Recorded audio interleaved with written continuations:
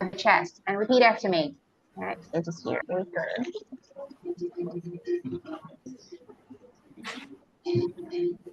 Right.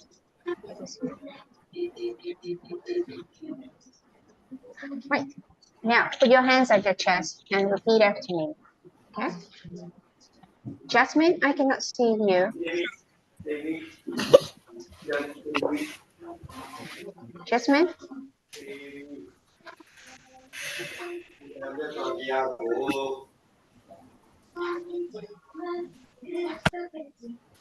Jasmine, can you show your camera so that we can see you? I try. All right, let's start here. Please repeat after me. Don't say sentences for A. Just say sentences for B or AB. All right. Now, Yamahang Wandami Tang Wadita.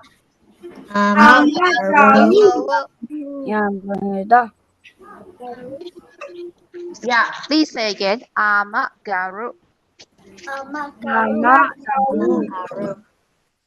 Okay. Ahangaru. Tisaranena Saha.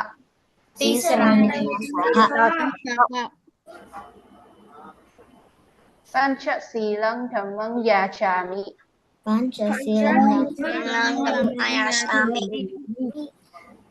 Anugahang Katwa. Silang De Thame Garu.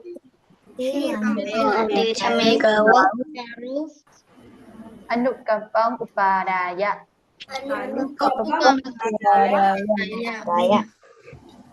Tutiyampi Ahangaru.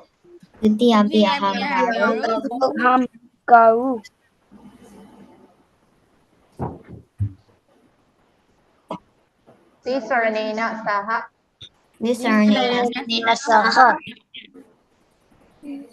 Pancha Silang Dhammang Yachami.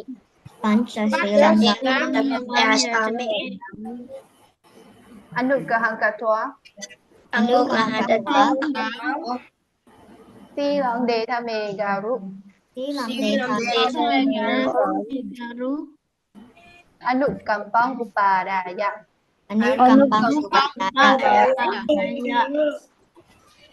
Tatiyampi Ahangaru.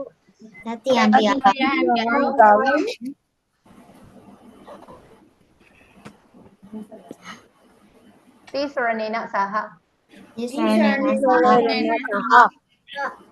Pancha Silang Dhammang Yachami.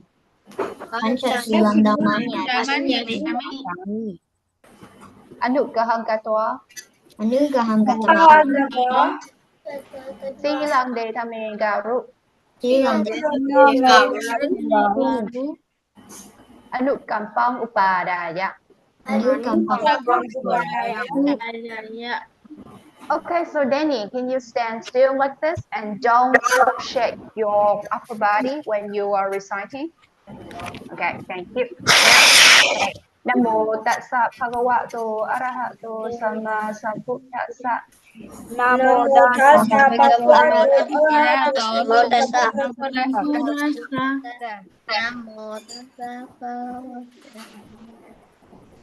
Namo Tassa Bhagavato Arahato Sammāsambuddhassa. Namo Tassa Bhagavato Arahato Sammāsambuddhassa. Namo Tassa Bhagavato Arahato Sammāsambuddhassa. Namo Tassa Bhagavato Sammāsambuddhassa. Yeah, Minghua, can you please put your hands at your chest? Okay. Buddhaṃ Saranam Gacchāmi, Dhammam Saranam Gacchāmi, Sangham Saranam Gacchāmi.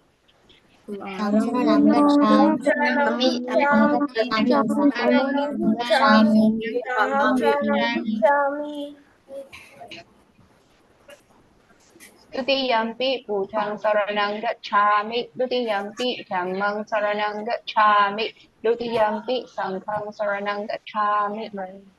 Dutiyampi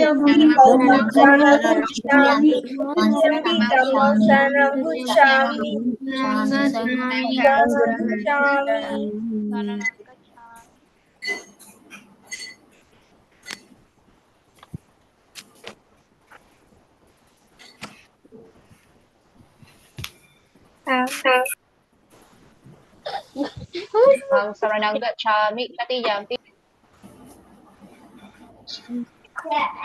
Can you hear me well? Yes.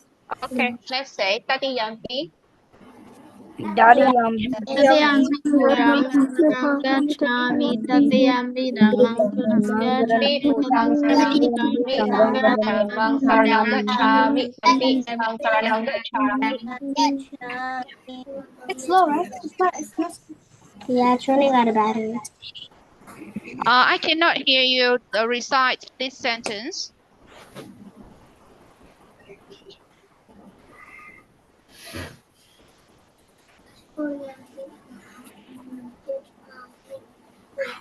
Say again, tatiyampi. Tatiyampi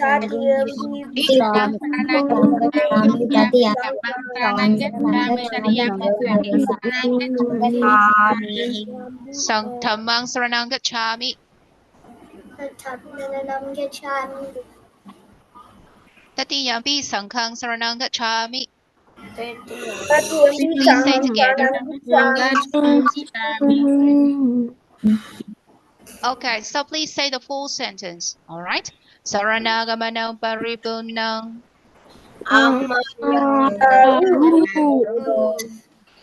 Okay.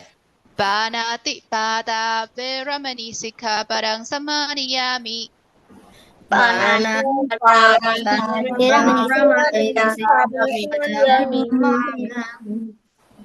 Okay, good job, Cherry. So, Christos, please sit nicely a little bit. Adinadana veramani sikkhapadang samadhiyami.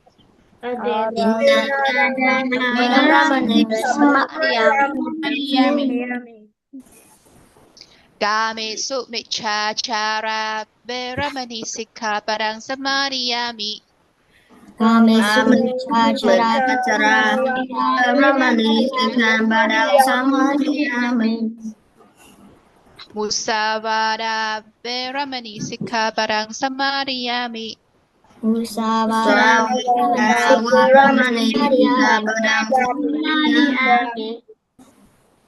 Surameraya maja.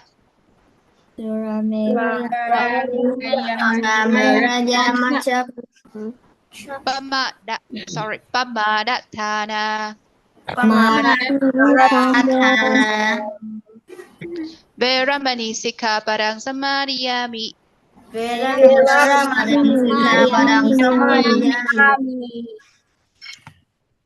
Samadhiyami.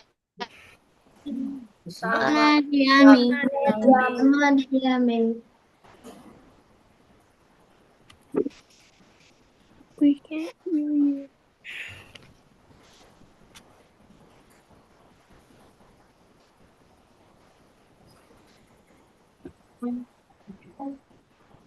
Yeah, may you be happy, may you be healthy, and may you soon attain the eternal bliss of Nibbana.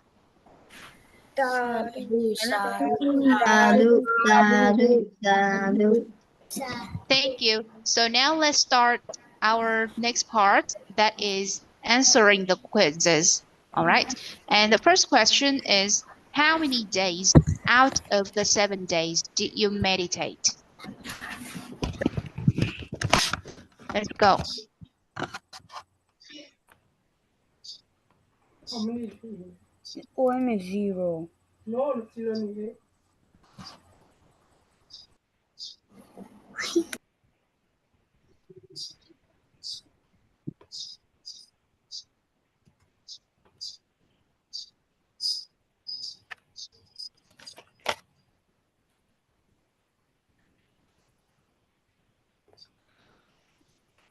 Wait, I think I saw a way. Okay. I see that 1/3 of you meditated at least 6 times last week. Great job. So this week, please keep going and hope that next time we will have more people who practice meditation almost every day, at least 6 times. All right. And we have 3 people meditated for 4 to 5 times. So this week, you add 1 more time and you will be champions of the class. All right. However, we still have 7 people. That means nearly a half of you meditated less than, 3 times or less than that.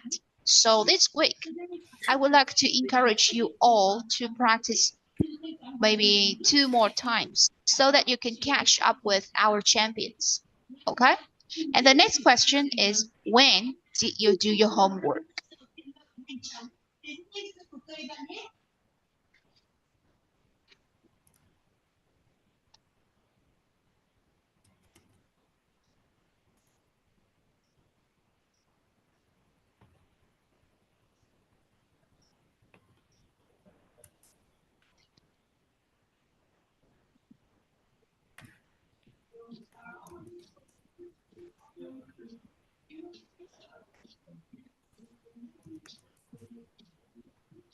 I need 4 more answers, please.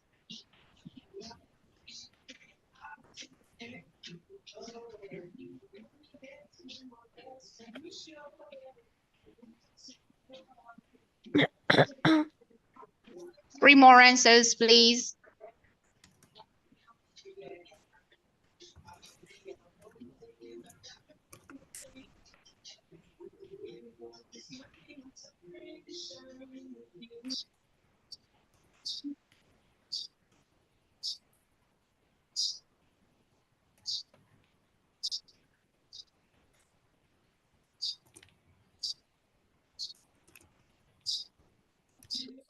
Okay, let me see. I think that only 3 people did homework the most early, and maybe 40% of you did homework on the 6th day or right before class. So I hope that next time.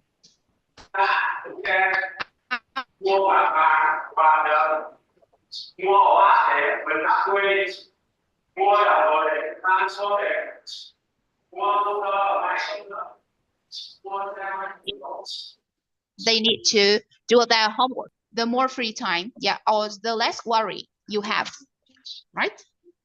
Okay, so let's go to our next part. That is homework reading. And I would like to see names of students reading today's homework.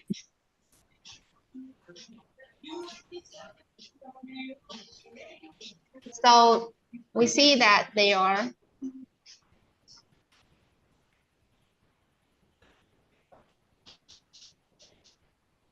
backward, Minh Hoa.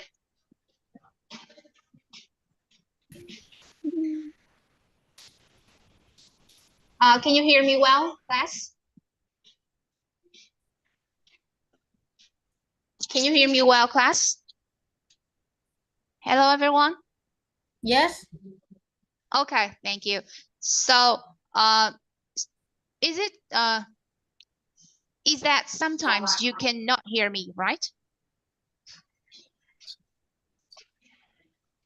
All right, so now, please. Seriously?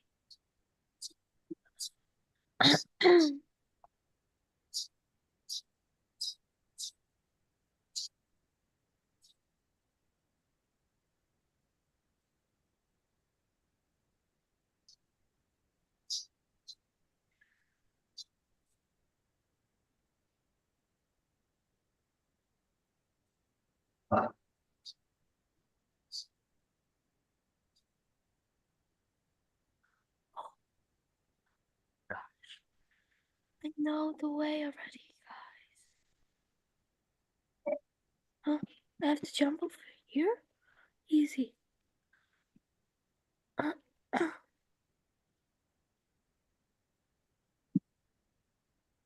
What now?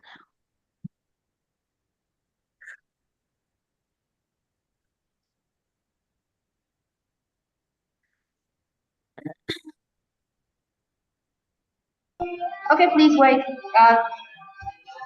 I will log in with my microphone again to hear you well.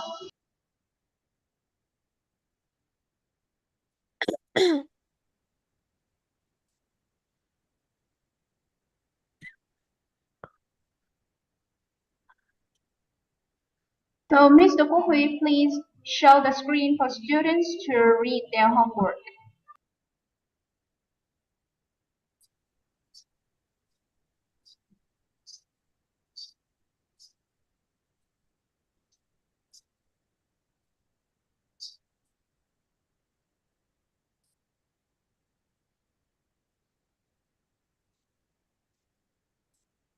So now it's your turn, Ben.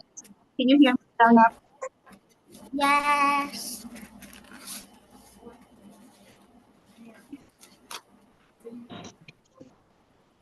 Can you hear me now? Yes. Can you hear me now, class? Yes.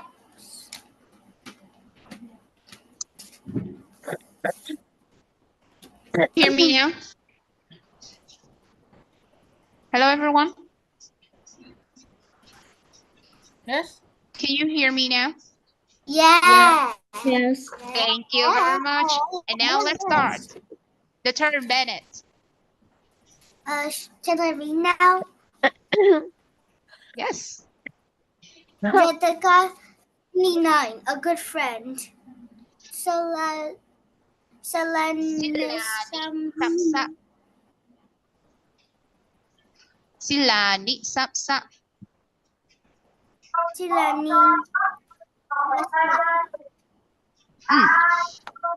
Jataka.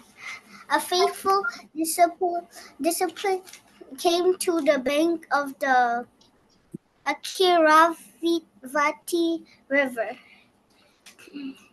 He was on his way to Jetavana to hear the Buddha, but there was no boat at the landing stage, and even when he stepped into the river, he didn't sink, so he walked his way, and he could walk on water because in his mind he had a strong thought of the Buddha.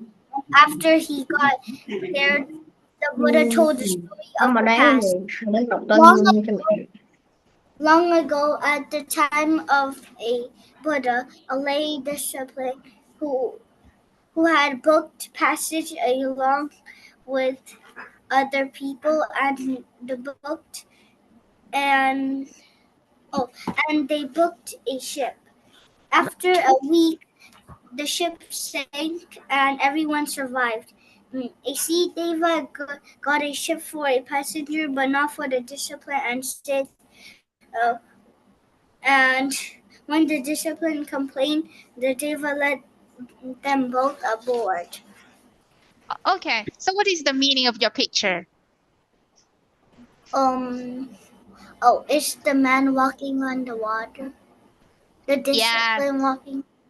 Yes, nice picture. And I see that this time you can show us the details, the situation in the Buddha's time. Great job, and keep going. However, please repeat these words after me. The name of the river, Achiravati. The reef of the river, Achiravati. Achiravati. Achiravati. Yes, and the next name is Jetavana.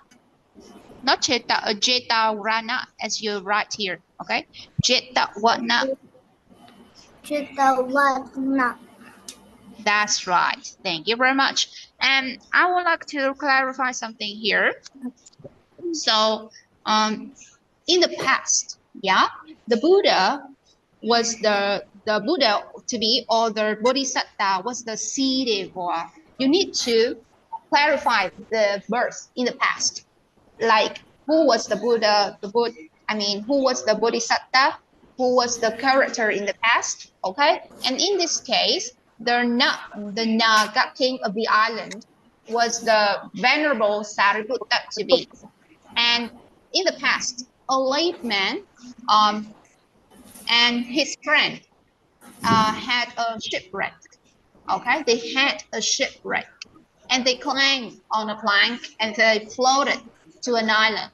All right, and the disciple in the past meditated on the triple gems, and the Naga king of the island, or the venerable Sariputta to be, transformed himself into a beautiful ship with 7 precious things. And the houseman, the Siddhewa, or the Bodhisattva, invited the disciple to the ship. But his friend was not accepted to come into the ship. Okay? And later, the late person shared all of his merit to the friend, and both of them are accepted to the ship, and they were brought home, and they were given the wealth created by the Siddhewa. Okay, and after that, the Bodhisattva or the Siddhewa flew into the mid-air, okay? And he taught people and the friends of these 2 people about accompanying with that pierced layperson. And then he came back to his abode with the Naga king. Okay, Bennett? Okay. Great job. So what lesson can you learn from this story? I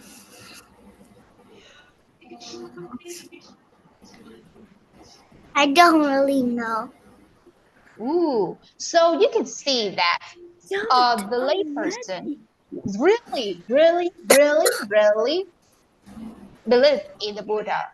He had a strong faith in the Buddha, or that helps him to overcome the sea. And in the past, he also was a pious person. And the Siddhewa taught people to accompany with that pious layperson. So what is the point here? Should we accompany with good people, or should we accompany with bad people?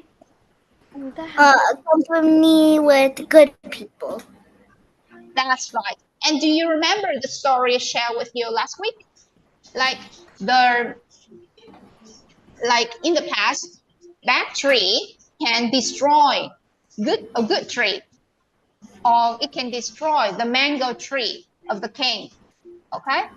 And one person, and the Bodhisattva taught about accompanying with bad people. So do you remember that example, Bennett? No, I don't really remember. No.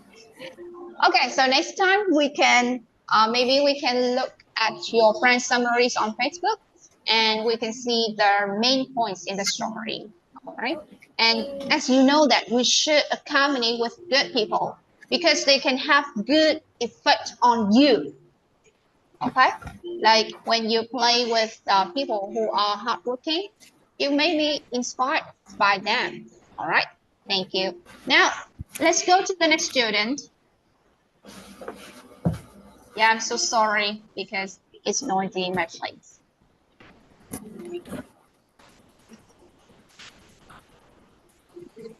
Okay. Wow, Edward, can you share with us your story? Jataka 80. Once the Buddha told a story of a king who kicked out his princes and their wives. They ate the flesh of their wives. One did not want to kill their wife, so he gave fruit to his brothers.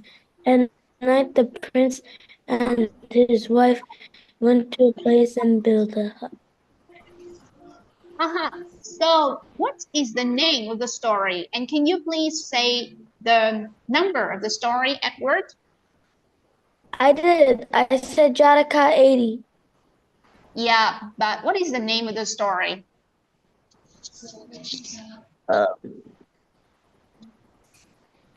I can't remember. The name is Even After Drinking My Blood.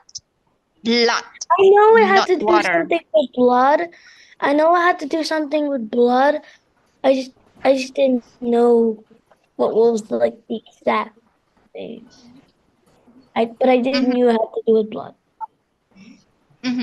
All right. So what is the meaning of your picture?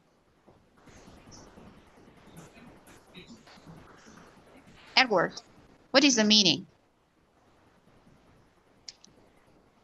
So it's been barbecued. I couldn't really find the color. It looks like it's been barbecued. So who was killed in the picture? Edward. Who was killed in the picture? Edward. Who was one of the killed in the wives. picture? The wives. Okay. So here, actually, next time, please. Yep. Huh? Okay. So next time, please add the situation in the Buddha's time. And the situation here is that a black sliding bhikkhu admitted that he had a passion for a beautiful woman. That means he fell in love with a beautiful woman. Okay? And the Buddha told his past life story in which he was Prince Padukma. Okay? And you know what? At that time, the king exiled his sons. They are 6 sons. They are 6 princes. And they all had wives, okay? And all of them came across a forest, and they were really hungry and thirsty. And you know what? They decided to kill their wives one by one. And they started with the wife of the youngest prince. Okay, so they are so cruel, right? And they even killed people to eat when they were so hungry. All right, and you know what? Prince Paduma and his wife also ate one part of the flesh of the princesses, but they set aside the meat or the flesh each time. And when it comes to the Prince Paduma's wife to be cut off, and he gave the 6 portions of the princess's meat to his brothers, and himself and Prince Paduma and his wife escaped out of that forest. All right. However, the wife was so thirsty. She needed water, and he could not walk. She could not walk. And the prince decided to cut a gash on his knee. That means he cut a part of his knee to get the blood. And the princess, or the Prince Paduma's wife, drank the blood from the prince. Okay? And one day, and then they went to the Ganga river. And one day, the prince heard a man with his limbs, nose, ear, and cut off. Okay? The man cut off there. The man who had limbs and body parts cut off cried from the river. And the Prince Padukma took him to his hut, to his accommodation, and looked after that man and let him stay in the accommodation. Yet the prince's wife, who used to be disgusted with the guest, and then she fell in love with the person who the prince took care of, and they committed adultery. That means I understand that they had sexual misconduct, and the princess wanted to get rid of her real husband. Okay. So see, what is the summary of the next part? And then I will ask you then. Let's go to the next person.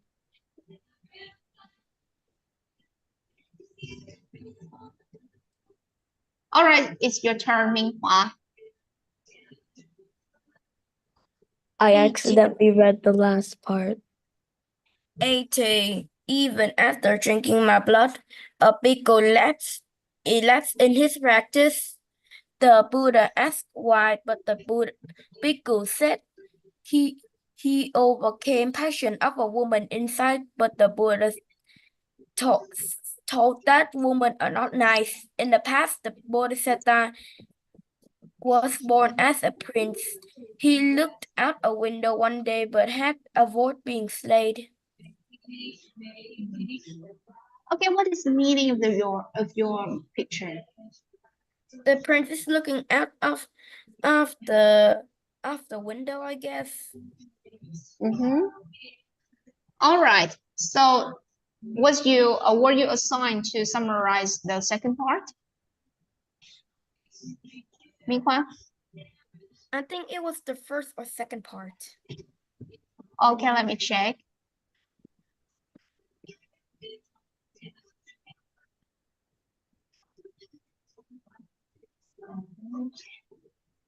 Okay, you needed to summarize the second part. Okay. And all right, so yes, you also included the background situation here. But next time, if you are assigned the second part, you just need to summarize the second part. Okay, Minh Khoa? All right, so let me give you the summary here. And you know what? Prince Paduma had a plan to get rid of her husband. She suggested offering white flowers to the deva of the hill over which they came across to escape. And on the hill, she offered the flowers to her husband, and she acted as if he had been her chief deva. And you know what? She pushed the prince to the cliff to death. And she went to her lover, I mean the person who the prince took care of before. However, you know, the prince was saved by a monitor lizard. Okay, he was not dead at all, and he stayed in a village until he heard of the father's death or the king's death, and he came back to his kingdom, became King Paduma, and ruled the kingdom righteously. He became a good king. All right, and let's see. After that, and in the meanwhile, his former wife believed that her husband died, and she wandered around with her lover, and she begged for food for him, and she told a lie. What kind of lie here? She told people that the man was her husband, and she devoted to take care of him, to get food from him, and people praised her devotion as a wife. And after that, she followed some people's advice to come to the virtuous king to beg for food. And the king was King Paduma. All right. And this wife didn't recognize the king, but the king knew who she was. All right. And after that, the king told the whole story to the people, which he saved his wife, and he was stolen his spouse by the man he saved. And the soldiers seized the couple to be executed. But the king ordered to help them wander around so that people knew their crimes. All right. So what lesson can you learn here? Minh Khoa, after you hear two portions of summary. I think is that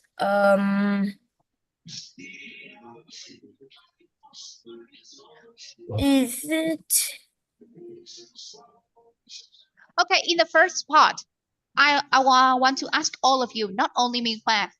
In the first part, the man, the Prince Paduma, really loved his wife, and even he allowed his wife to drink his blood, but she still loved another man. So what is the point here?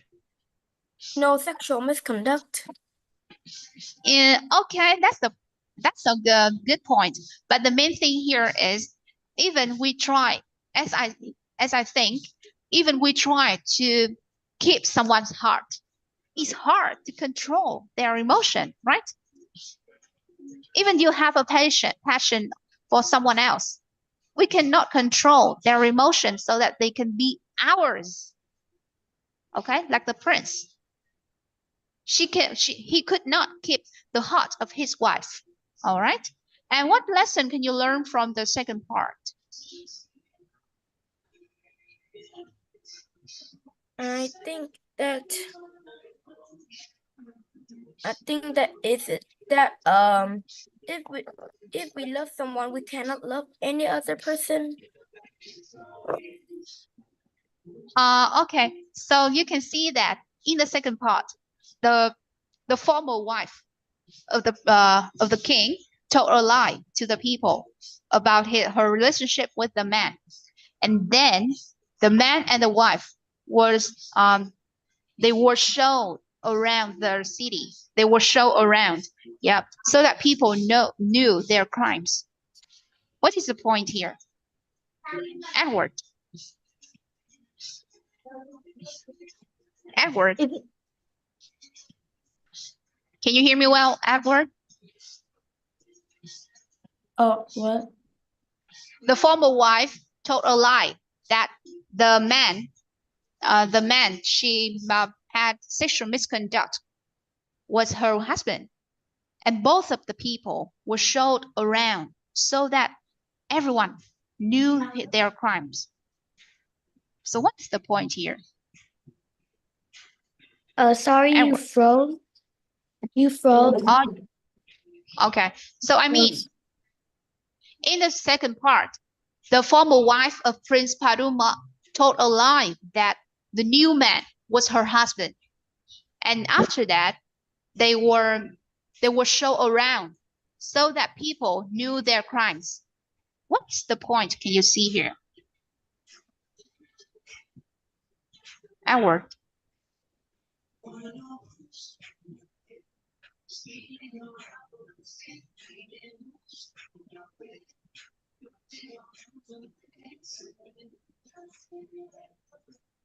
Okay, who can help your friend? Bing Hua?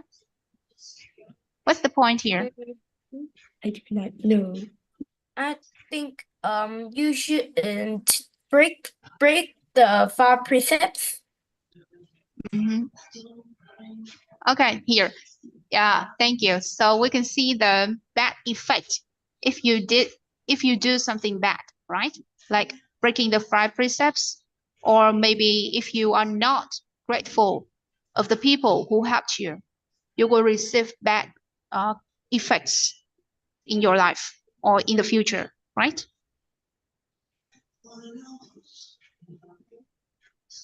Okay, so let's go to the next person. Thank you.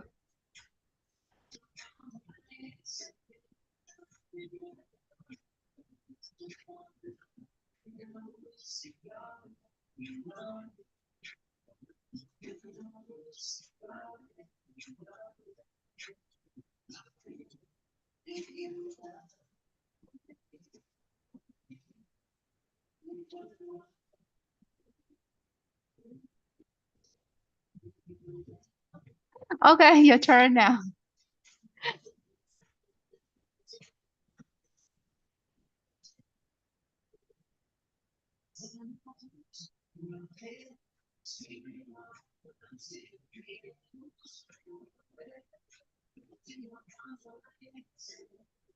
Is it your turn, Zixian? Okay.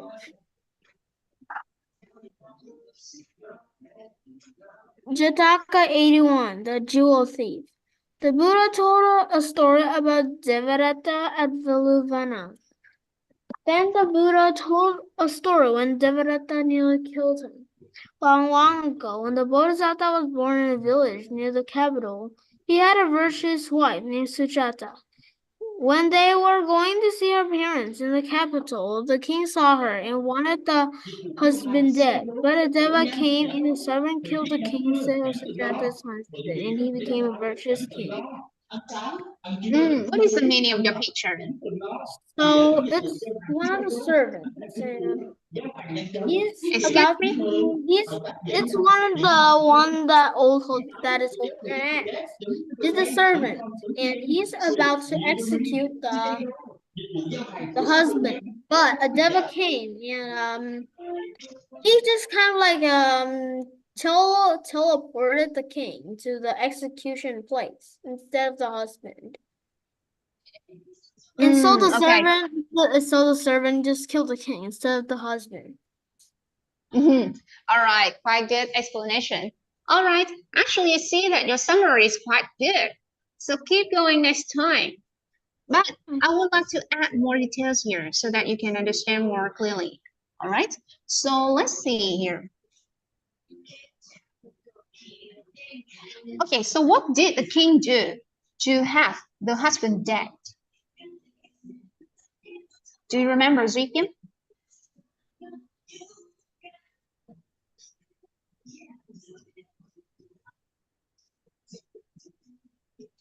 Okay, let me help you. Zuikim, please listen to me. So, Wait, I forgot that I was muted. So what did the king do to have the husband die? The king put a jewelry inside the cart that the husband was pulling. And then he told his soldiers to search for the jewelry that he said that he was stolen. It was stolen. And the husband went to the cart and saw the jewelry inside. Then the king excitedly exclaimed that the husband needs to be dead. Yeah, you have good memory. But actually here, the king ordered a servant, not the king himself did it. Okay? Oh yeah. And then how did the King Sakka came? So it was because of Sujata. That's right. That's the point here. Okay. Sujata used,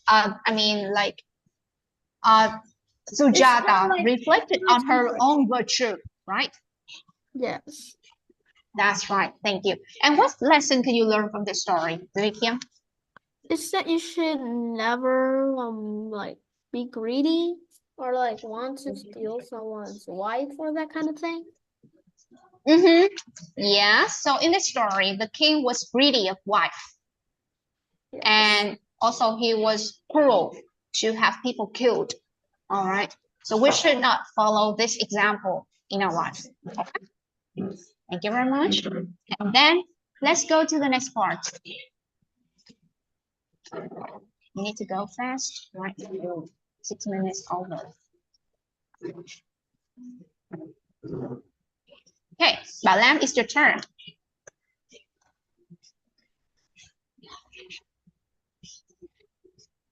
Can I start now? Yeah. If she is dear.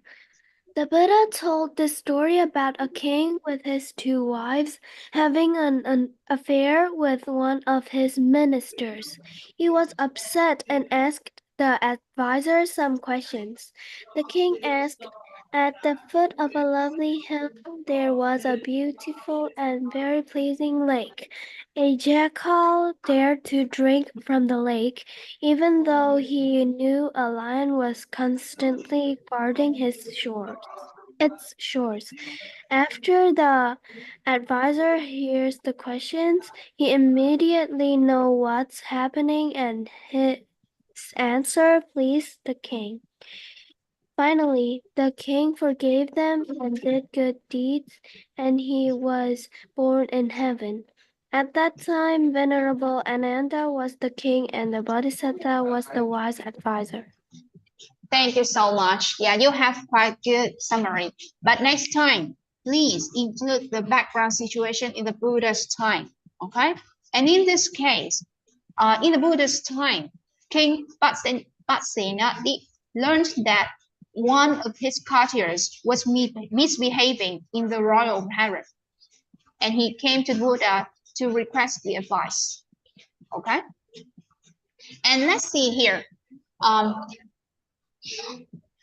In addition to being upset in the past, how did the king feel? What did he think?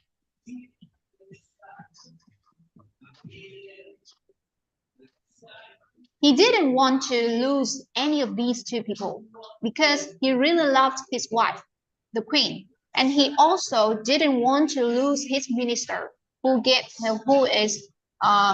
was good in his kingdom. I mean, who had an important role in his kingdom. Okay. So what lesson can you learn here about that?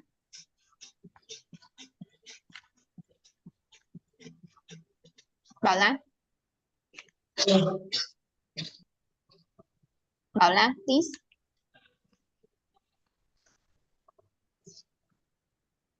What can you learn from the story?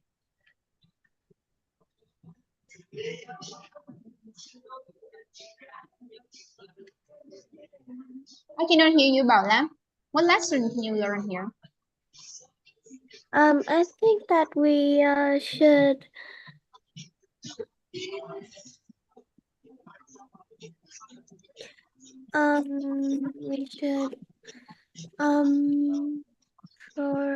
forgive the people for their mistakes in the first time, and we will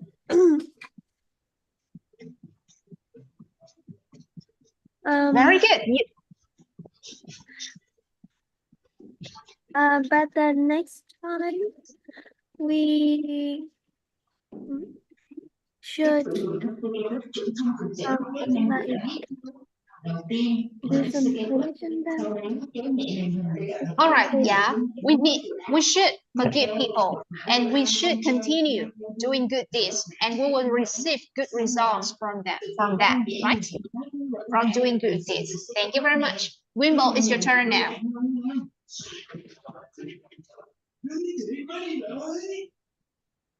Good picture. Can you tell us, Wimbo? Feather. 83. One day the Buddha told a story about feathers. There was a gang killing highway people, and they got sent to jail. In jail, there was a lot of prisoners. Some prisoners got out of jail to meet the Buddha and told the Buddha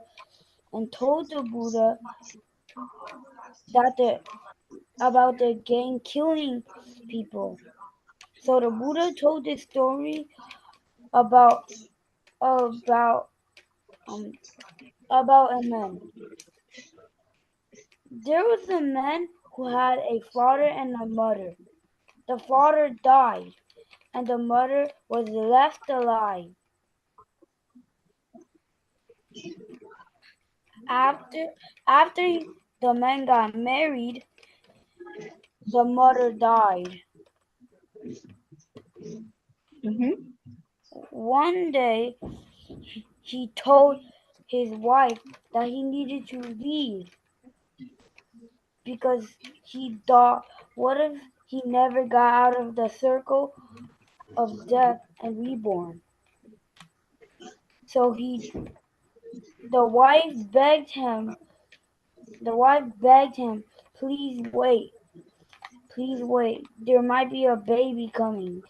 He agreed. So he waited until the baby came. One day the baby came, and he said, now can I leave? Then the wife begged again, please wait until the baby is out of the hospital. Then he waited again.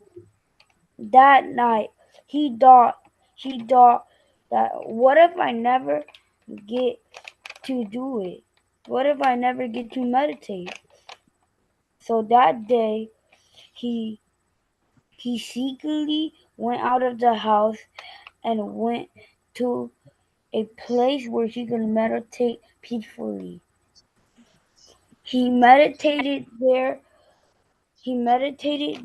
to become a Buddhista, and meditated and had a happy life.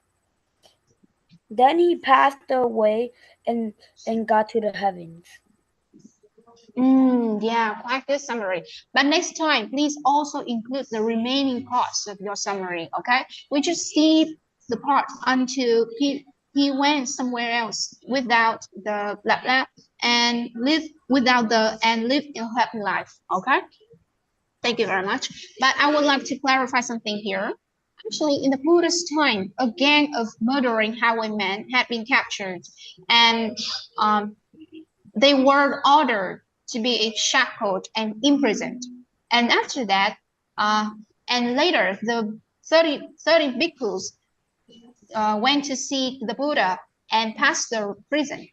And they also remarked to the Buddha on what he had said, what they had seen.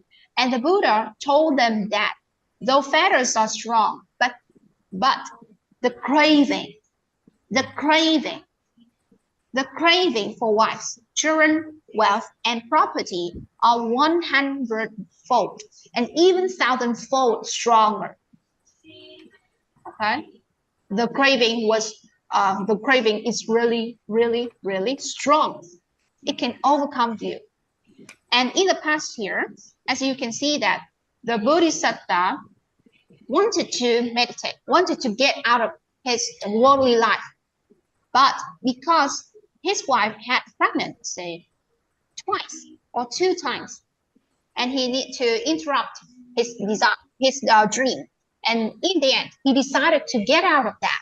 And he practiced meditating, and he was born in the heaven. Great job. Thank you very much. And that's enough for today's lesson. And then I would like to invite Ms. Dung Hao to lead us in our meditation session. Thank you so much for sitting here and waiting for me.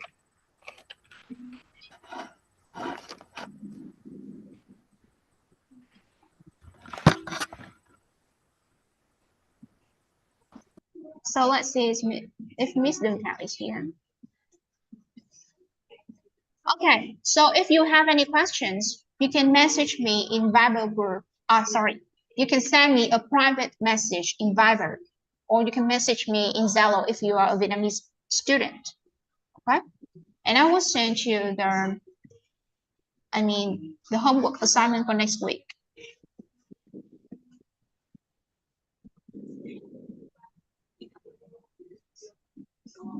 Do you have any question for today's lesson?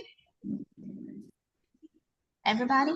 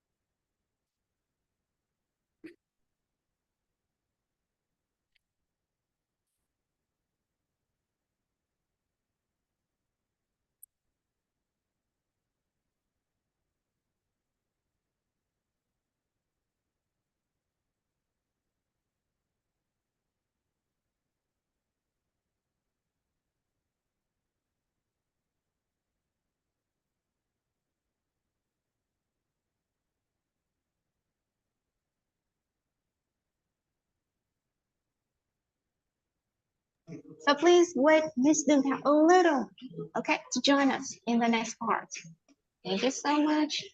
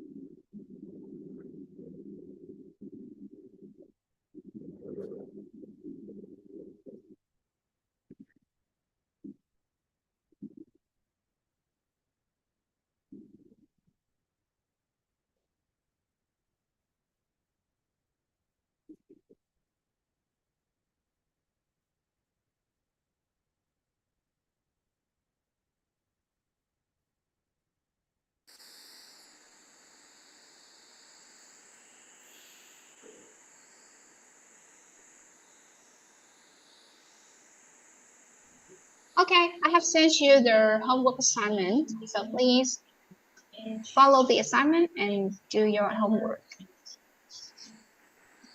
All right, I see Miss Đơn Thảo in the Zoom now. Please say hello, Miss Đơn Thảo. Hello everyone. So thank you for now waiting, and now we move to the meditation sessions now. So everyone please turn on the camera and change the camera so that we can see your head, your hand and your leg in front of the camera so that we can start the meditation now.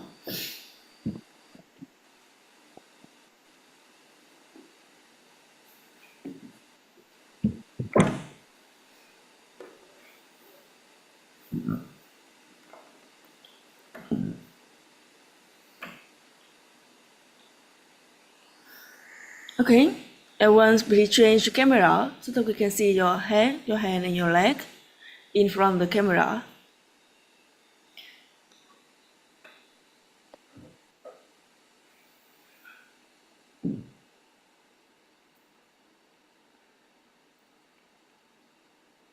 Nhật Thúy, we can see your leg. You can check out your camera so that a little further so we can see your leg. Yes, Thiên, we can see your leg too.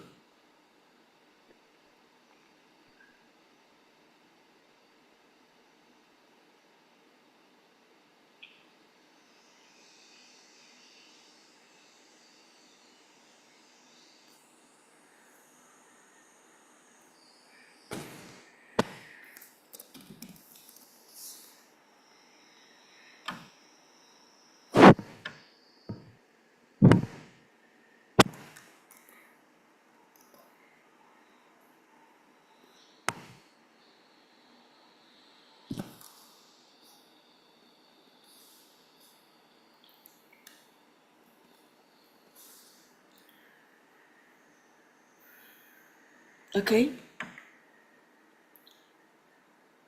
So, if everyone is ready, we will start the meditation sessions now.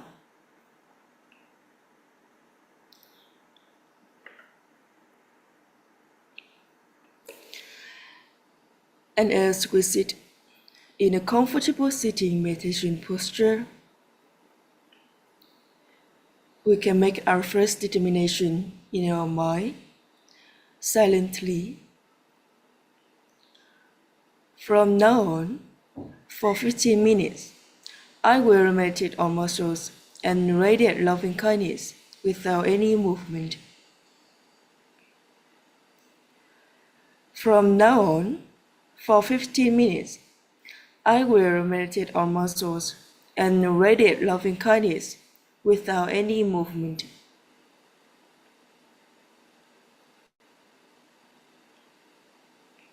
From now on, for 15 minutes, I will meditate on muscles and radiate loving kindness without any movement.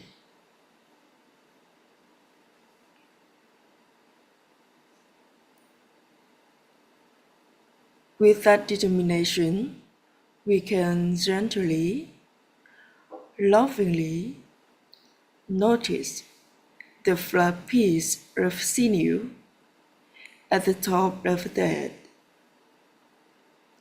and allow it to be heavy and changing.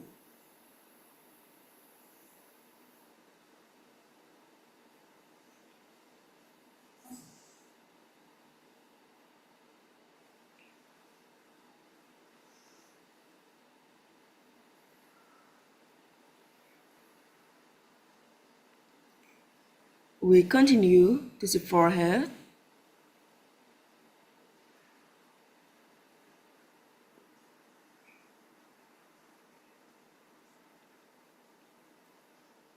eyes, nose, lips,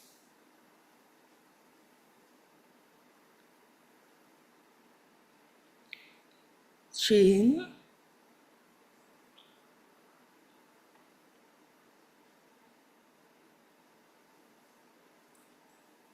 cheeks,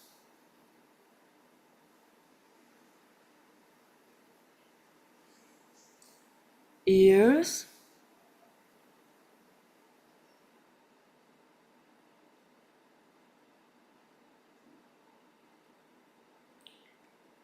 back of the head,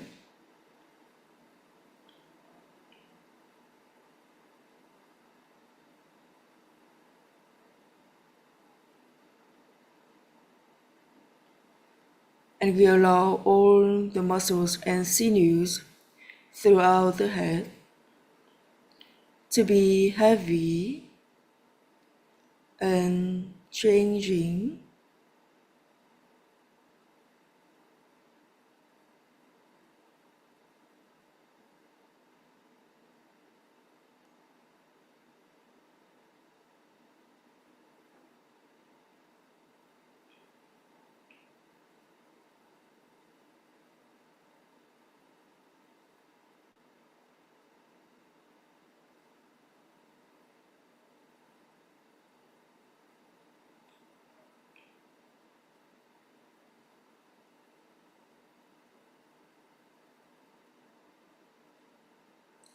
We continue to the neck,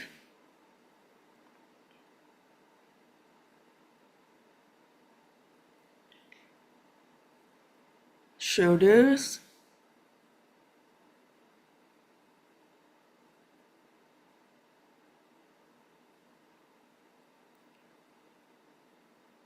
arms,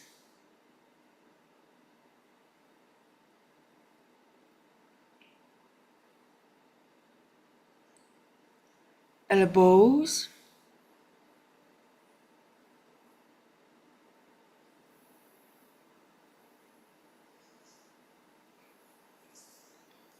forearms,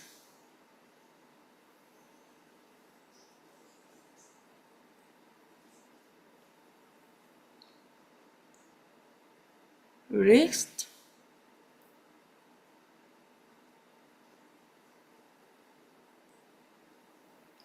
palms,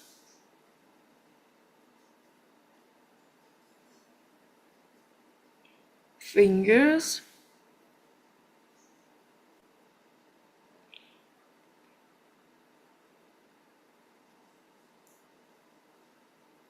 tips of fingers,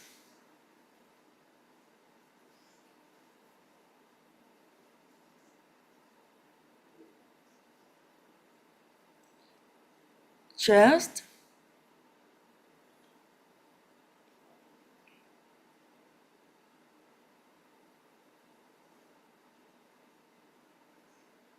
abdomen,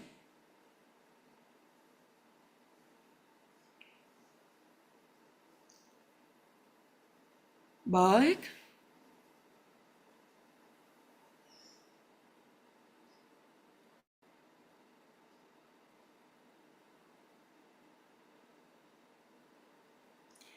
and we allow all the muscles and sinews throughout the upper part of the body to be heavy and changing.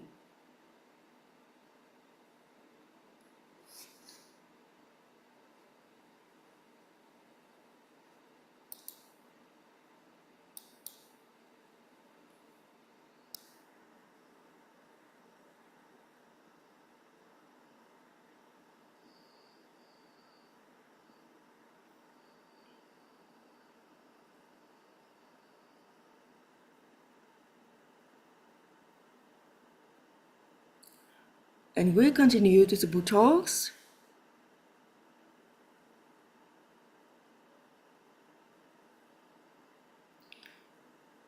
thighs,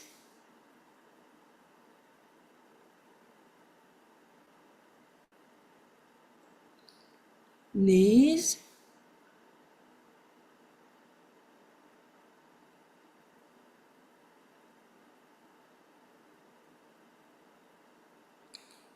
calves,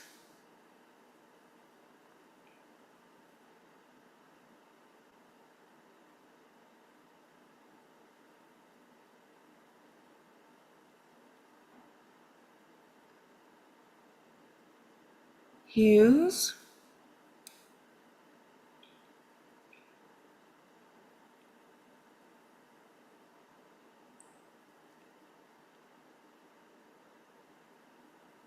soles,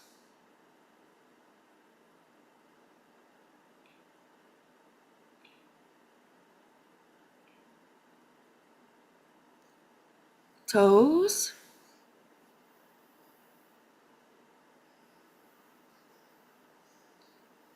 tips of toes,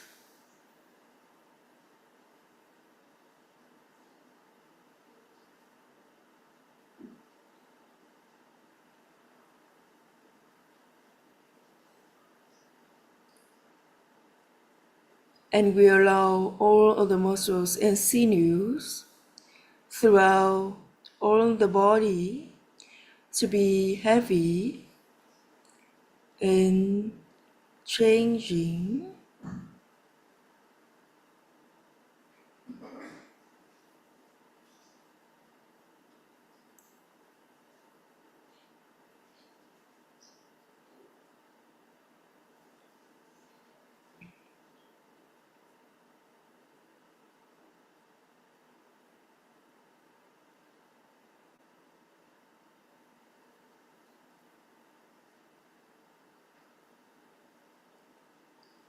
And as we give the body freedom to be the way it is, we ourselves enjoy the freedom from worry about the body. So let's enjoy the freedom. Let's enjoy the peace.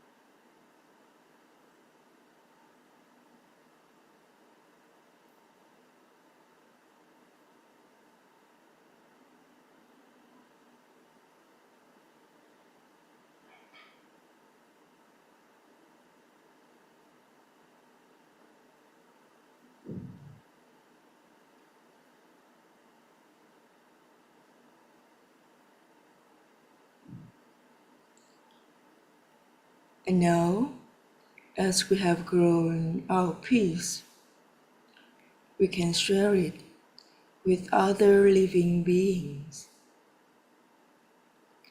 In our mind, voicelessly, we can now wish. We can now allow all beings to enjoy at least as much peace as we are enjoying ourselves now.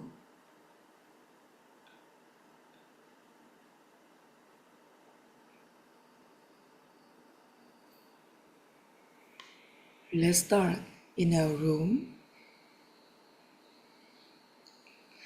May all beings in this room be in peace.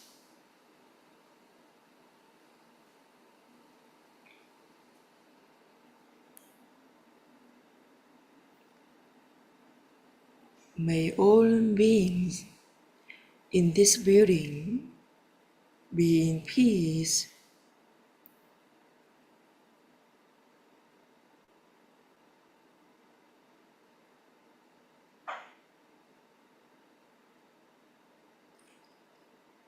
May all beings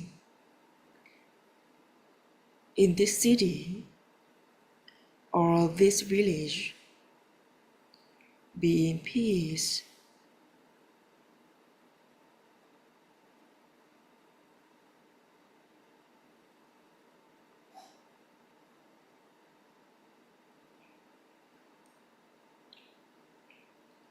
May all beings in this country be in peace.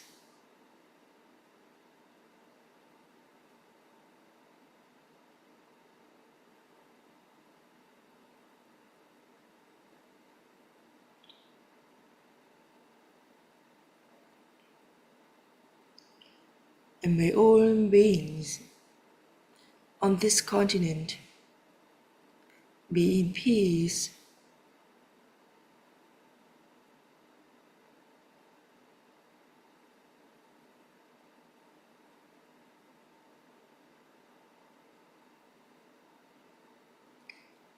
And may all beings on this planet be in peace.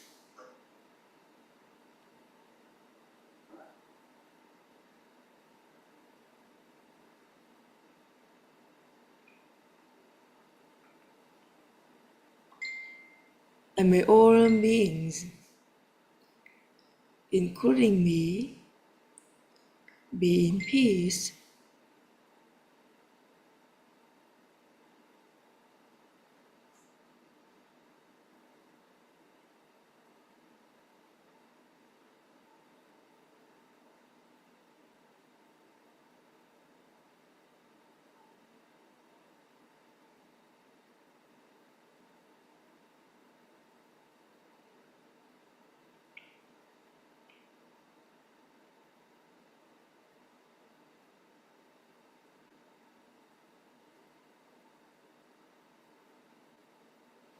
And now, because the time for this sitting is finished, let's make our last determination in our mind silently. From now on, I will always be calm. From now on, I will always be calm. From now on, I will always be calm.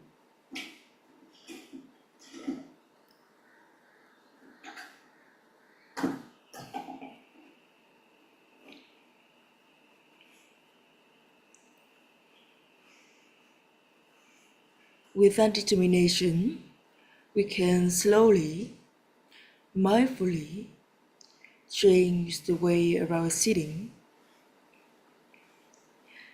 And now, let's take one more minute to enjoy the peace we gain from the meditation.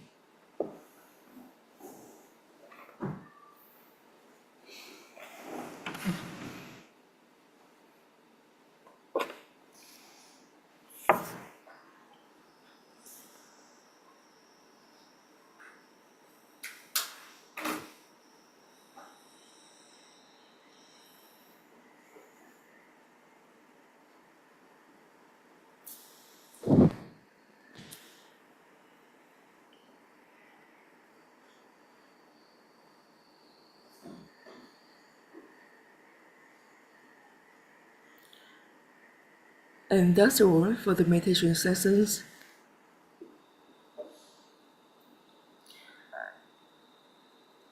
Now you can move to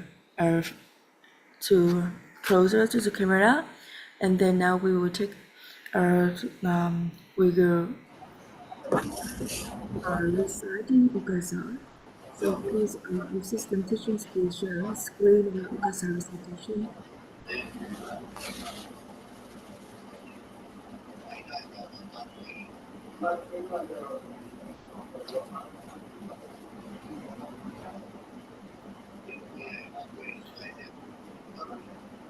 Hey, are you here? Are you there?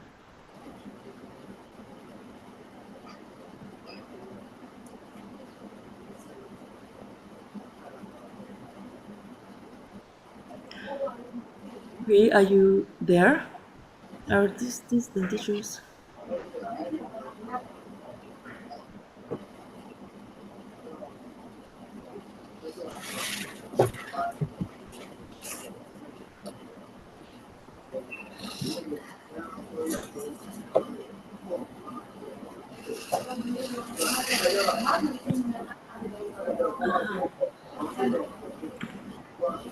Thank you. Huh? So now, everyone please unmute and repeat after me. Excuse me, excuse me, excuse me. Excuse me. Excuse me. In order that all the false Sabbādhosa In order of done by body kaya kamma, by speech vachikamma, speech or mind manukamma disappear Disappear. for the first time, for the second time, for the third time. for the first time, for the second time, for the third time. Vatama dutiya tatiya,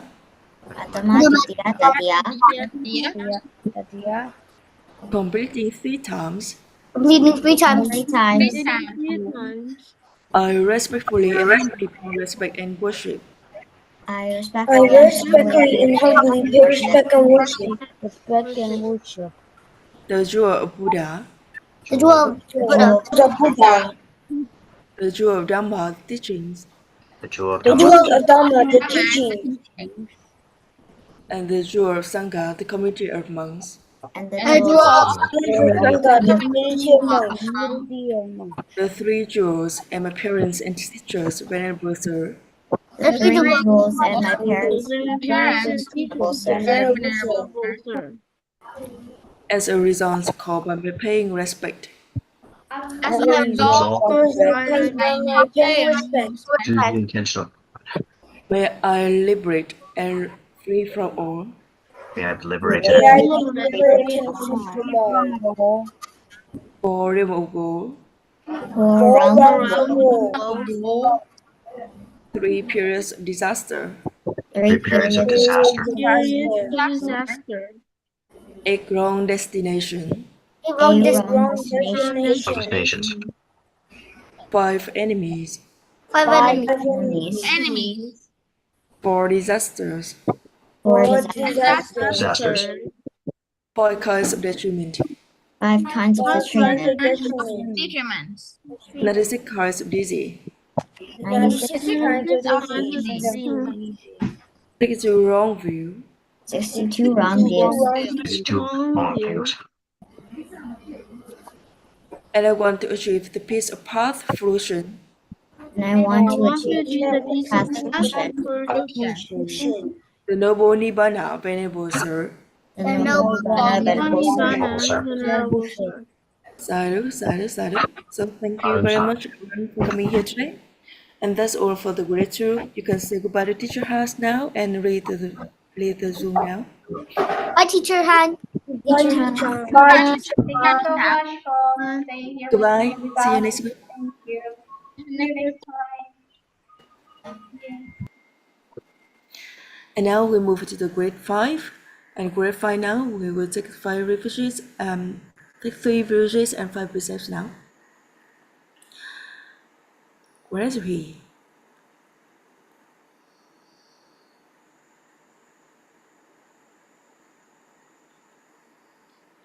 Nanhui, you can leave the Zoom now. Yes, thank you. And now, Peter and Tuha, you can unmute yourself and pay attention. We will take the 3 verses and 5 precepts. Yamahang Vadami Tang Vadihi. Amagaru, Ahangaru. Ahangaru, Isaranina Saha. Sarana Saha, Panchasilang Damang Yajami. Vijasilan Damaya Chami, Adukangkatwa. Anokahangadawa, Silang Ditami Garu. Silanditami Garu, Anukampang Upadaya. Anokama Uparaya, Dudiyampi Ahangaru. Dudiambi Hangaru, Isaranina Saha. Disarina Saha, Panchasilang Damang Yajami. Vijasilan Damaya Chami, Anukahangkatwa. Anokahangadawa, Silang Ditami Garu. Silandita Mingaru, Anukampang Upadaya. Anokama Uparaya, Tadiyampi Ahangaru. Dadiambi Hangaru, Isaranina Saha. Disarina Saha, Panchasilang Damang Yajami. Tin cha xì lan đam ya cha mi. Anukahang katwa. Ano ka nga daw. Silang detami garu. Silang di cha mi ka. Anukampang upadaya. No ka man pa. Namo Tassa Bhagavato Arahato Sammāsambuddhassa. Namo Tassa Bhagavato Arahato Sammāsambuddhassa. Namo Tassa Bhagavato Arahato Sammāsambuddhassa. Namo Tassa Bhagavato Arahato Sammāsambuddhassa. Namo Tassa Bhagavato Arahato Sammāsambuddhassa. Namo Tassa Bhagavato Arahato Sammāsambuddhassa. Buddhaṃ saranang gacchāmi, Dhammāṃ saranang gacchāmi, Sanghāṃ saranang gacchāmi. Buddhaṃ saranang gacchāmi, Dhammāṃ saranang gacchāmi, Sanghāṃ saranang gacchāmi. Yampi Buddhaṃ saranang gacchāmi, Yampi Dhammāṃ saranang gacchāmi, Yampi Sanghāṃ saranang gacchāmi. Dudiyami Buddhaṃ saranang gacchāmi, Dudiyami Dhammāṃ saranang gacchāmi, Dudiyami Sanghāṃ saranang gacchāmi.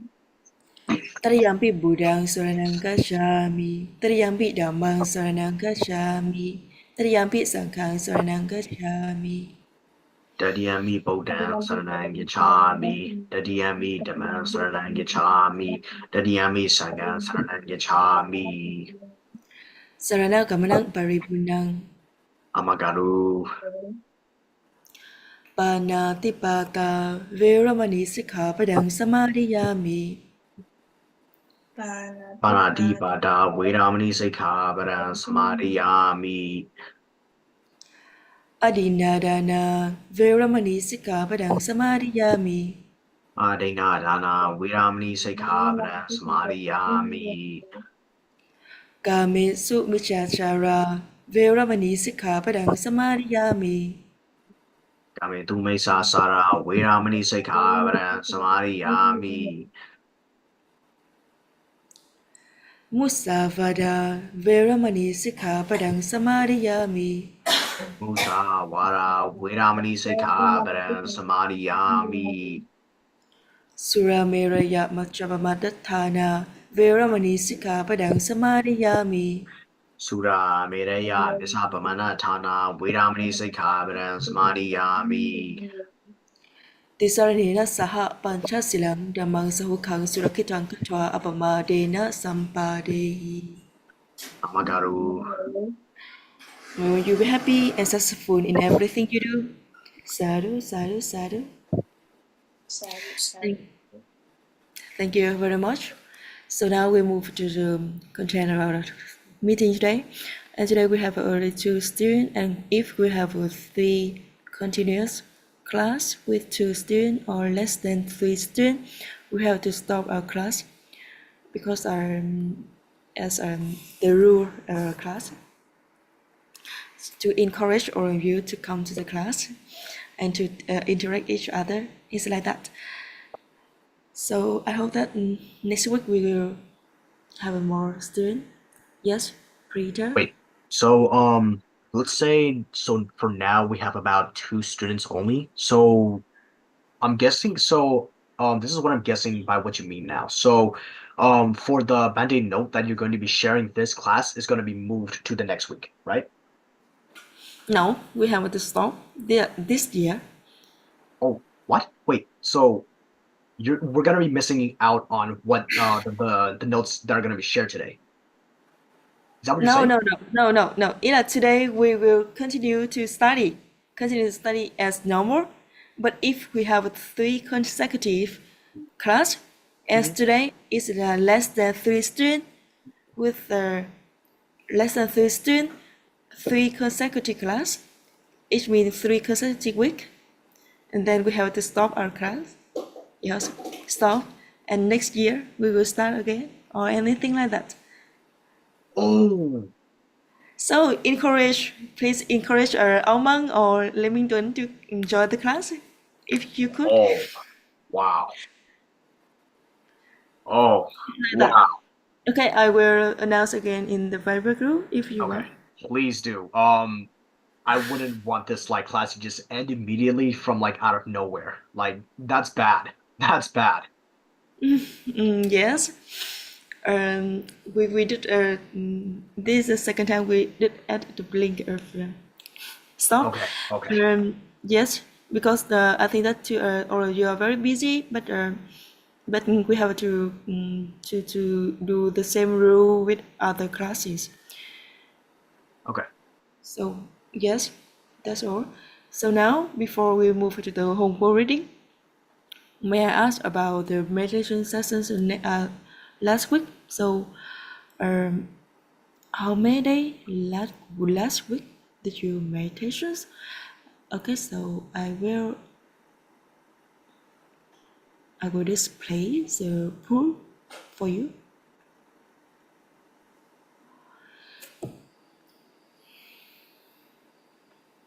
On time?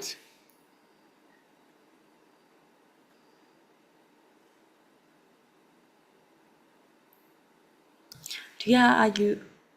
Thúy Hà out too? Thúy Hà, yes.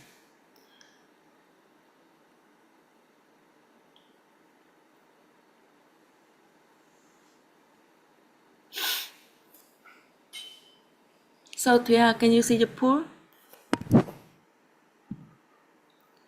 Yes, that's great.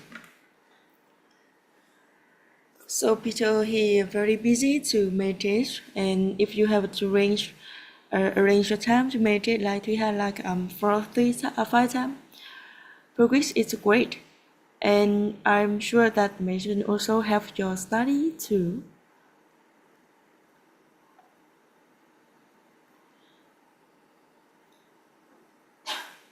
And here's about the questions of homework. So when did you do your homework?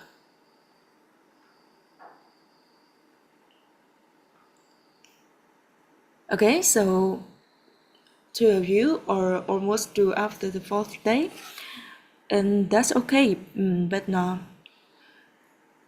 remember to do the homework as soon as possible is good.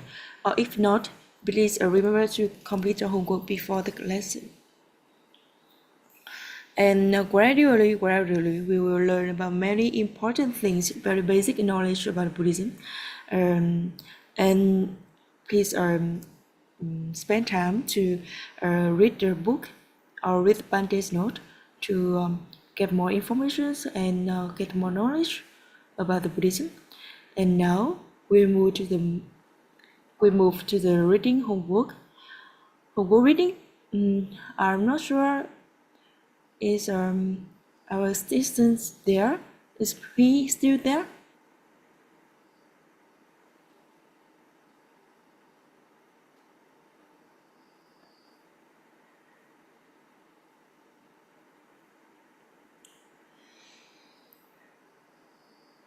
$45. Oh yes. Here. So please scroll down a little bit. We will see the comment. And please, Thúy Hà and Peter, read our homework with your homework first. And Thúy Hà, can you read your homework first? Yeah. Page 342. Real happiness is found within and is not defined in terms of wealth, power, honors, or conquest. Page 345. For those who are self-absorption, concentrations, or jhanic states, the mind is free from defilements such as sensory desire and ill will. Thank you. That's very good. So actually, the real happiness, the ultimate happiness is surely we're not found in the wealth, our powers or honors, and concentration is mean jhana state. We have a 8 state of jhana, and maybe sometimes it's essential. It's very necessary for us to attain enlightenment, and so. If we achieve the very deep state of jhana, we can free from all defilements, all craving, all craving, or anything like to help us to achieve the enlightenment. So that's very good. Very interesting note. So Peter, please read your homework first. We scroll down a little bit about Peter.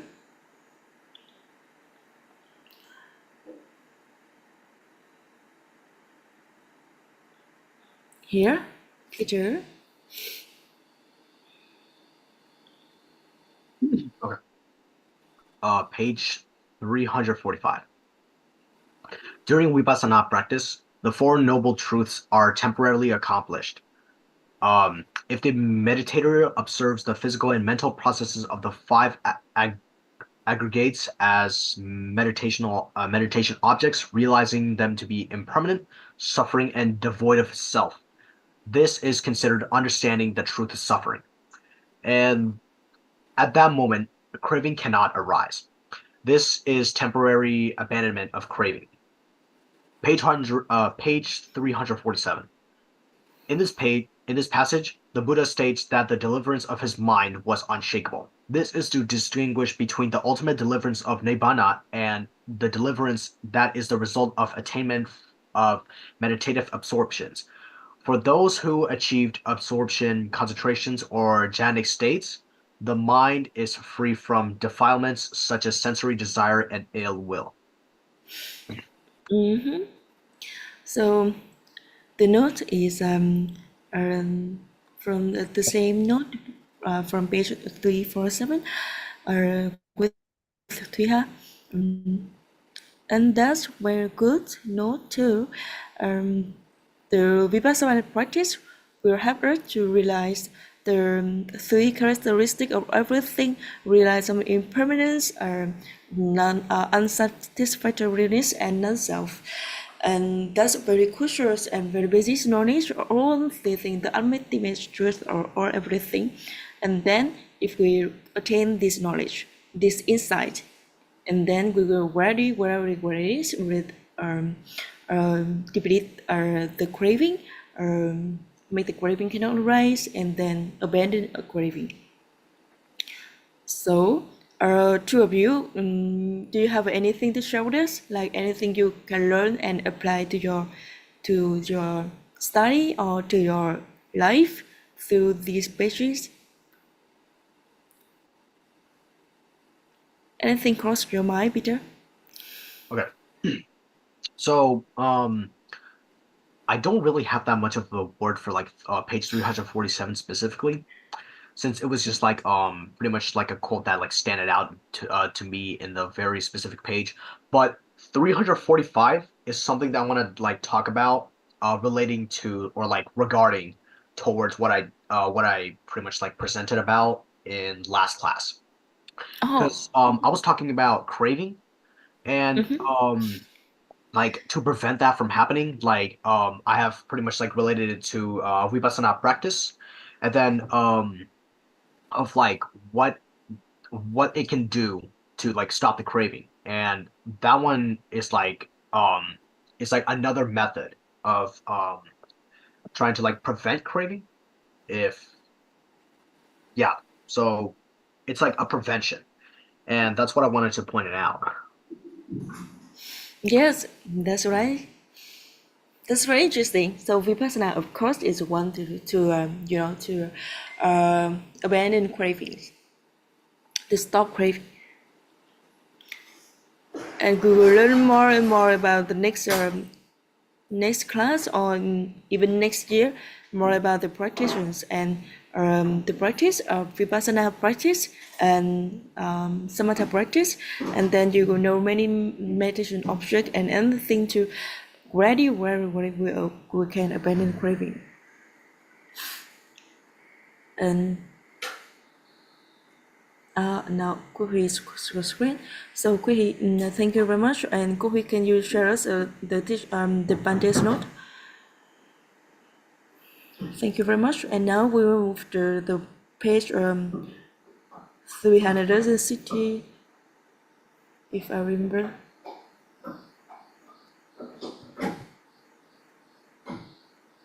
Three hundred and 40.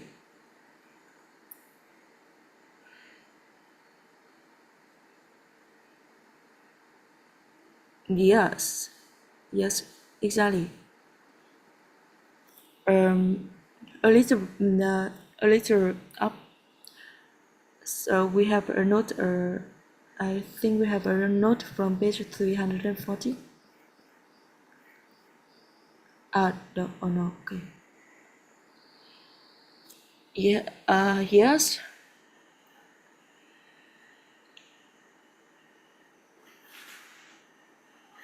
Yes. 340. I think that we all explained in the last week. According to Buddhism, there are two types of truth: Paramattha Satcha, or ultimate truth, and Vahara Satcha, conventional truth. And it's very crucial and very basic knowledge, and all you have to remember that. In explaining his doctrine, the Buddha sometimes uses conventional language. First, too easy to understand, but while at the other time he used physiological language that is used according to with undiluted insight into realities, so that because of the ultimate truth we can attain the enlightenment. So then we move to the next note. Please scroll down a little bit. Yes. From page 341, in Pali, these truths are termed as Arya Satchani, noble truth. They are so called because they were discovered by great Arya, noble one, the Buddha, who were far removed from all mental defilements, kilesa. So here we have a Satcha. Satcha means truth, and Arya means noble. And the note here is in our main scriptures, actually, they were never called Arya Satchas. They just called Satchas, it means the truth. The four truth, the four truth. But later they add the noble truth here. First, easy remember and the impressions around that very important truth. The basic truth we have to know about the Four Noble Truths. And the next note, very interesting note and very important note, that Arabante will cite the Pali paragraph here.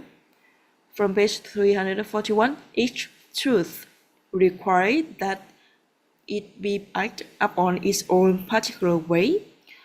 Understanding suffering, it means the first noble truth. Suffering, we have to understand it. Anguish or unsatisfactoriness, and the second truth about origins of suffering, we have to letting go the origins of suffering. And the third truth about cessations of suffering, the third truth we have to realize the third truth. And the fourth about the path to enlightenment, we have to cultivate it. We have to practice to cultivate it. So below we have the table. We have a table. Please scroll down a little bit about the table. Yes, we have everything that we have to do with each truth here. The first truth, dukkha, suffering, we have to understand and realize it, but we don't need to. The first thing we have to understand truth and realize it. It's not like the origins of suffering. We have to abandon the origins of suffering. It means we abandon craving, as we discussed. And then the nirodha is mean cessations. The third truth. And we have to attain. It means that we have to attain the cessations of the third truth. It means the cessations of suffering to attain internal, to attain enlightenment. It means the role here we have to attain the third truth, and the last truth about the path to enlightenment. We have to develop it. We have to practice it by all practice or meditations, vipassana meditations, or samatha meditations with all meditative objects to attain nibbana and attain enlightenment. And then we will walk in the path of toward enlightenment. And yes, We will scroll down a little bit. We'll move to the next note. Yes. Now, next note. Please hear the dissertations of Bhante in Myanmar. Here, the truth of origin suffering, we have to abandon it. The truth of cessation of suffering, we have to realize it. And the truth of part what the cessation of suffering, we have to practice. Practice by what? By cultivate the Eightfold Noble Path. The next note, 343, there are three aspects of dukkha. Dukkha, dukkha. This means three aspects of the first truth. If you remember, we have three kinds of craving. It means three kinds of the second truth. And then the first truth will also have three kinds. There are three kinds of dukkha.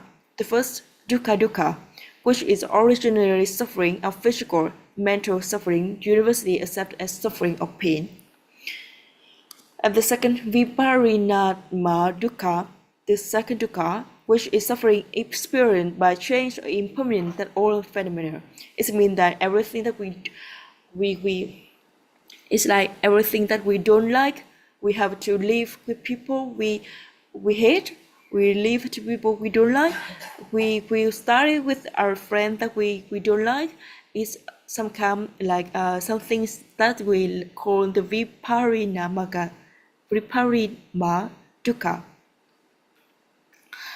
And we have third thing is samkhara dukkha, which is suffering in experience by conditional state, conditionally better understand through vipassana. So that is very that's the third dukkha, samkhara dukkha.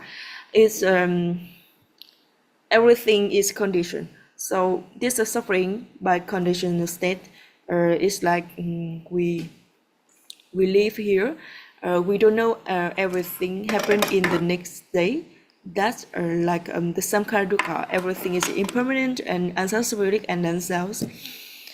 This samkhara dukkha is the reasons why we all suffer from suffering. That's everything in the world is dukkha. And you know, we will have a better understand through vipassana. So if we practice vipassana and we will understand more about samkhara dukkha. So remember, that's very essential knowledge of three kinds of dukkha. Dukkha dukkha, viparinama dukkha, and samkhara dukkha. And the next note from page 346, consciousness does not recognize an object. It is only a sort of awareness of the presence of an object. It is a third aggregate, sanya of perception, that recognize an object. It must be noted that consciousness refers about what is experienced may be quite different from what organisms as a whole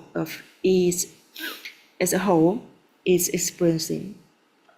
So here we have 5 aggregates, and sanya is one of them. Sanyas mean perceptions, and we have also vijnana. Vijnanas mean consciousness, and sometimes with very different to distinguish between two of them, sanya and vijnana, and this will depend very much on the context in these situations, and we will discuss later about the 5 aggregates. And we move to the next note from page 349. Please scroll down a little bit. Yes. Though when a person is about to die, one of the wholesome or unwholesome karmas accumulated over the course of a person's lifetime appears at his or her sense doors. Yes, actually, as you hear from many stories, that when people are going to die, they can smell or hear or see something relate to what they did in their lives. Not exactly that things, but something is related to that. It's like you were generous in the past and you radiant loving kindness and do many good deeds. You could see the heaven, you could see the light, you could see, you could smell your perfume, very smoky perfume or anything very, very beautiful gardens, or see some palace in the heaven. that is something related to your generosity in the past, and they will see the heaven because of their good actions. Or by contrast, some people broke the 5 precepts.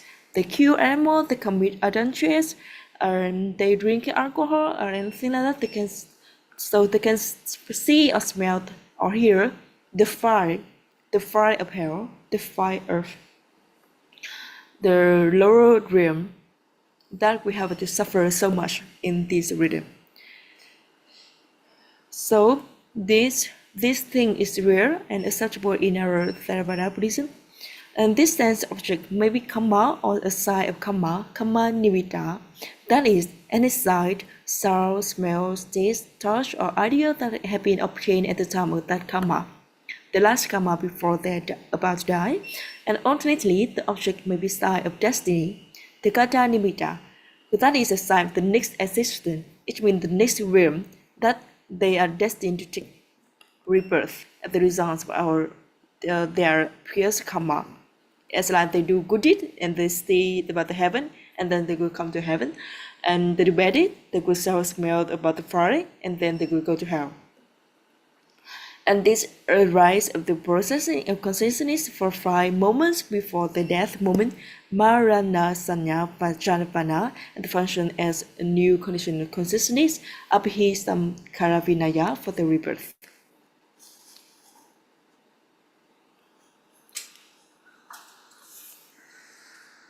Yes, and that's all for this note. We move to the next note. Yes.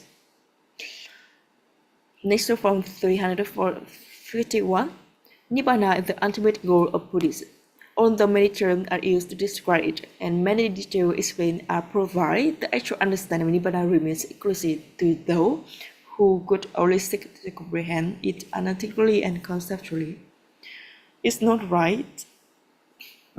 Actually, the Buddha said only 4 things. 4 things should not talk about, and Nibbana is not one of them. It was the 4 things that if we think about them, you either get crazy or just think and don't get the solutions. And these 4 things: first is the Buddha, the second is a deep level of concentration is the jhana, and the 3 is karma. So karma is one of the things that we should not talk about, because we cannot give enough knowledge to understand karma and the world. So these are 4 things we should not talk about, and Nibbana is not one of them. And so actually we can't understand Nibbana. So here we have the word atthakavacharo. Takas mean arguments, and atakas mean non-discussion, and vachara means a place where you are going to do something, and then atthakavacharo means a field that is not to be discussed, but Nibbana is a field that we can discuss in an ultimate event. Just like it's difficult to accept the Nibbana is the ultimate element, and we cannot dissect into smaller element. It means Nibbana is one of the ultimate truth, but we can understand. But we can understand Nibbana, and even Nibbana is one meditation object. If further, if we want to attain the deeper level of meditations or insight. So we move to the next note. From page 351 and 2, in positive term, Nibbana means peace, santi, sublimity, panita, purity, suti, release, motivity, security, kama, excellent happiness, parama sukha, and so forth. While in negative terms, it defines as deadliest, ammatang, unconditional asankata, extinction of craving, tanha kayo, and extinction of hate. Dosa kayo, extinction of delusion, moha kayo, and destruction of suffering, nirodha, extinction of thirst, viragas, and so on.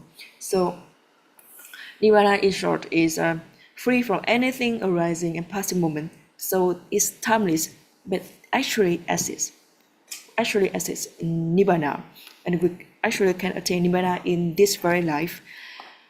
And all these things is characteristic of Nibbana, and we can take this characteristic as a meditation object and practice. So we move to the next note. From page 352, there are three laws of becoming. Karma, defilements, kilesa, and the results of karma or vipaka. These are interdependent, repeatedly coming into existence as real life, bhava, chaka, or samsara. Yes, please move a little bit. A little bit. I will move. I will see a note of this note. We will discuss about karma. Karma, that the fact that we have actions and then we get its results. And because of the kilesa, the defilements relate to ignorance. Because of our ignorance, then we have the birth, illness, old age, and death. And then because of birth, illness, old age, and death, there are kilesa defilements, and it's go round and round and round. And then vipaka is like that. It's like you're suffering because you have ignorance, and because you have ignorance, and then you suffer. And because you have ignorance, is the result of karma. And vipaka makes you feel like you have to take action. It's like because of the result of karma, the vipaka is with the result of karma, and then makes you feel like, oh, you have to take actions because of that. Because we think that the good action will result in the good karma, so that we can continue to do good action, and then continue to get the results from this action, and the karma go round and round and round and round. And that's three things around karma, kilesas, and vipaka. And we move to the next note from 354. The Buddha shows that samsara and nibbana are opposite. Actually, yes. The Buddha said that even the Buddha, when he was a Buddhasata, before becoming the Buddha,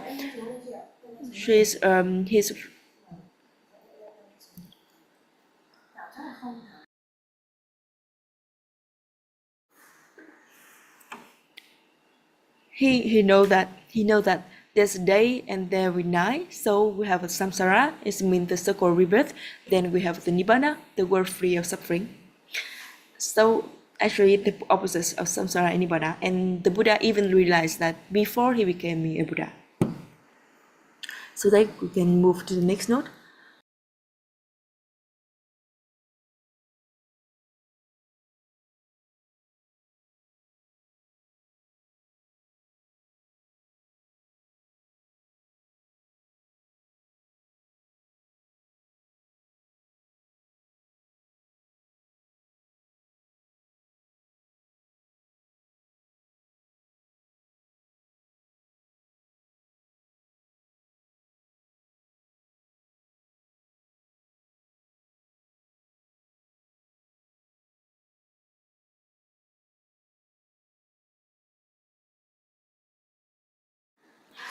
Okay, so we continue to the next note.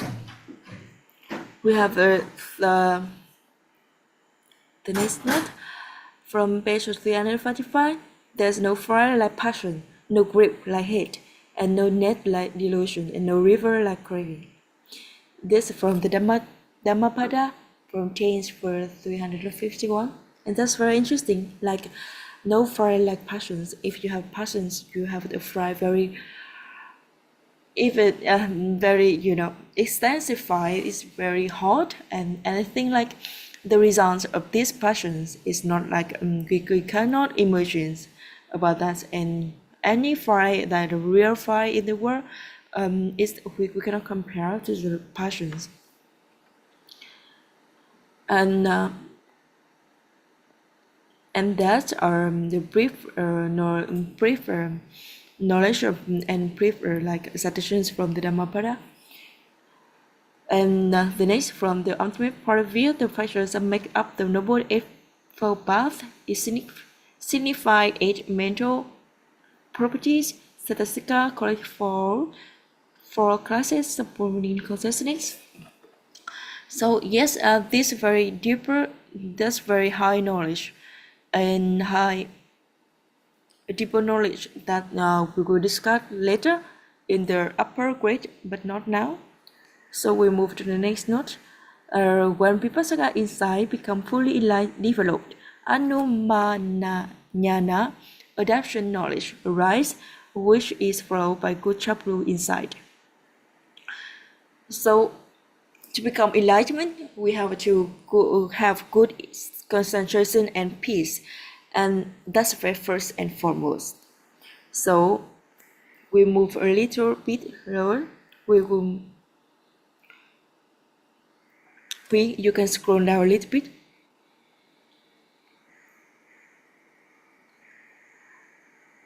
No. Yes, no. We still stay in the note 355, 59. Yes, that note.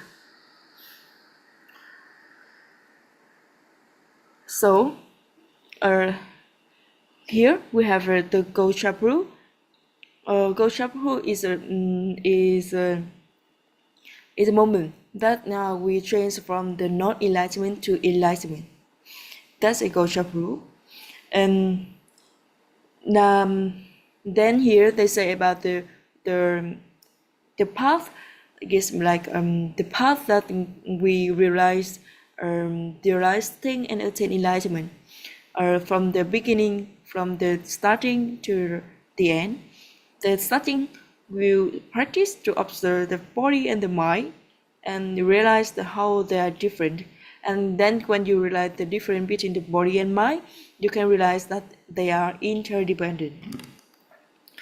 And because of this interdependence, you can realize the impermanence, unsatisfactoriness, and non-self. And then you realize that arising past moment has these characteristics. They are all impermanence, they are all unsatisfactoriness and non-self. And then you realize that this arising and passing moment has this characteristic in coarse level or subtle level, and they are like the first 5 levels of insight, 5 levels of wisdom. And then when you achieve the 5th level, a very precise, accurate level in seeing arising and passing moment and in the body and the mind. And then you can gradually train the self in determining or from all of the world, let go entire everything in the world. And then at that level, you can achieve the level of equanimity. As soon as you accept everything just like the way it is, and you have enough good karma, and you can basically jump into Nibbana.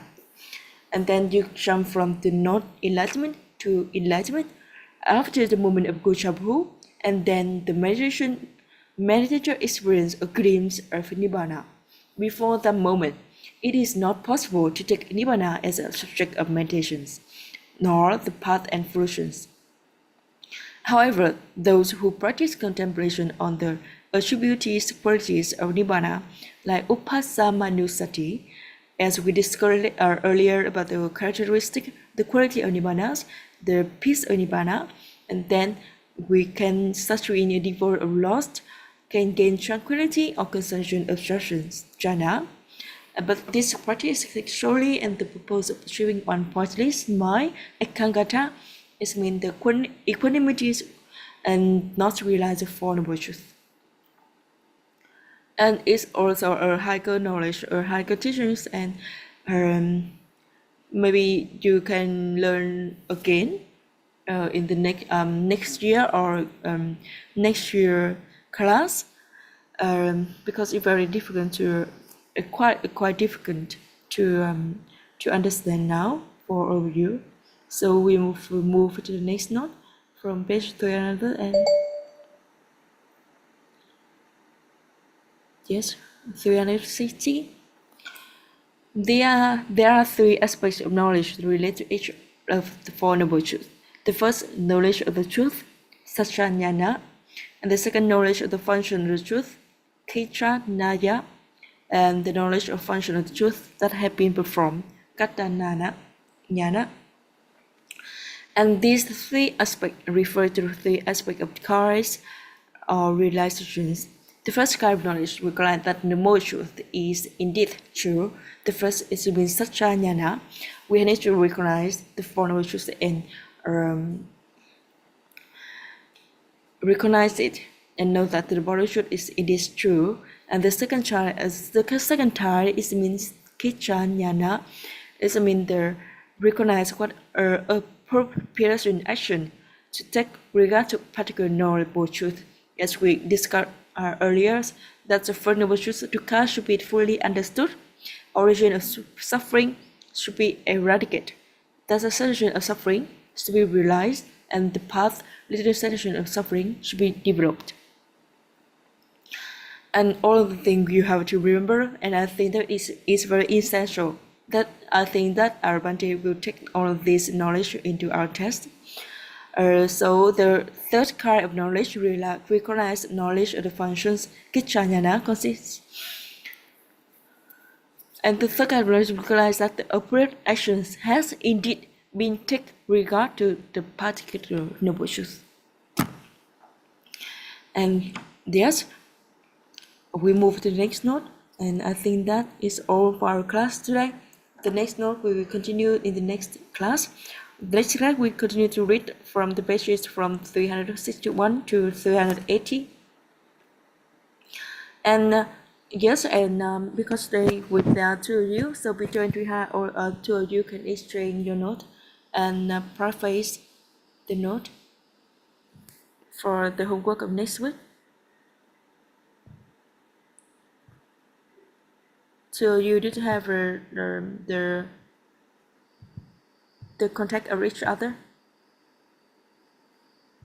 Okay, so if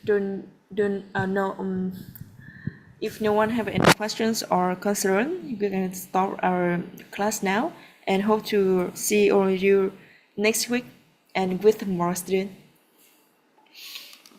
Thank you and goodbye. Yes, thank you very much and goodbye. Goodbye. Goodbye, teacher.